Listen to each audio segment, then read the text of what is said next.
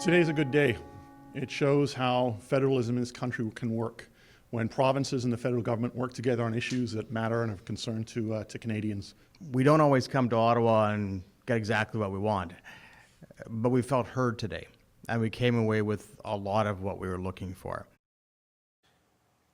Well, provincial pleas are being answered. The federal government announced today changes are coming to Canada's bail system. For months, provinces have said it was too weak and creating too many repeat offenders. So what should Canadians expect from the changes? Justice Minister David Lametti joins me now. Minister, thanks for coming in. My pleasure. Thank you. So you've made commitments to amending the criminal code, and I know you can't get too detailed on specifics, but high level, what are we looking at here? Reverse onus was a key demand from the provinces. Well, that certainly is one of the things that we discussed, and that's certainly one of the things that had been discussed. There are a number of reverse onuses that exist already in the law of bail in the criminal code, and certainly it's fair to say we're considering other ones. How do you calibrate these changes? Because the issue in C-75, I know it was responding to jurisprudence and decisions by the courts to rebalance how bail was being done, but we have this situation now where the provinces are concerned about violent offenders being released. How do you strike this balance without undoing some of the good intentions of C-75? Well, that is the challenge. Certainly we have as a framing document the Charter and the right to bail, that presumptive right to bail that we have. It's a long-standing part of the Canadian criminal law tradition. It predates the Charter, it predates the old Canadian Bill of Rights, and so it is there, and that will guide us. The courts have found previously that reverse onuses could be constitutional, provided that they were tailored in a narrow, framed in a narrow way.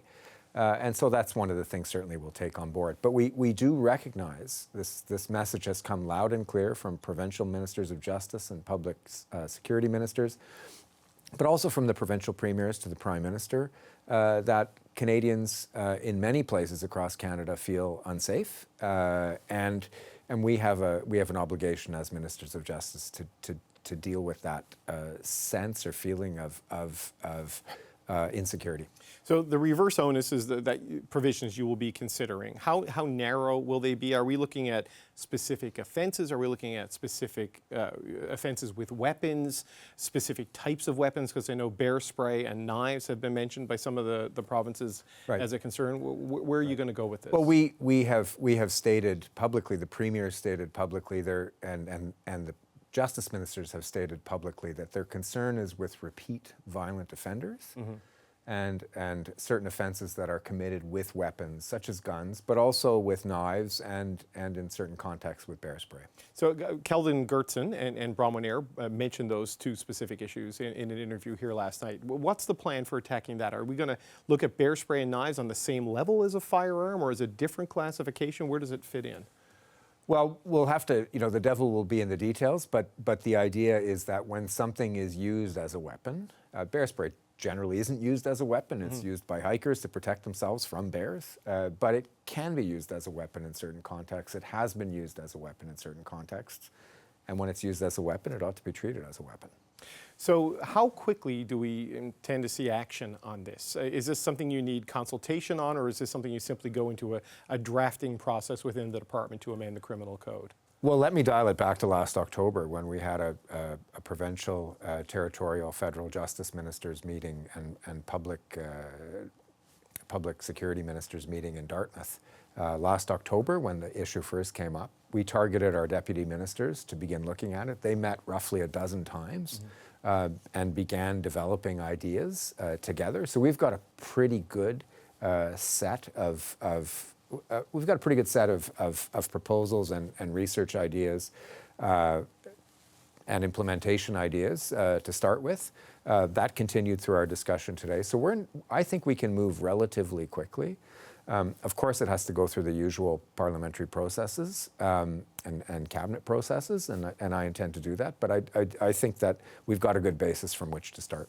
Relatively quickly means different things, in normal life and in the legislative process, right? Like something that moves through Parliament in a couple of years is fast under some circumstances. So what do you mean by that? Is this something we could see before the House rises for the summer? Is this more likely later in the fall? What sort of a timeline do you envision?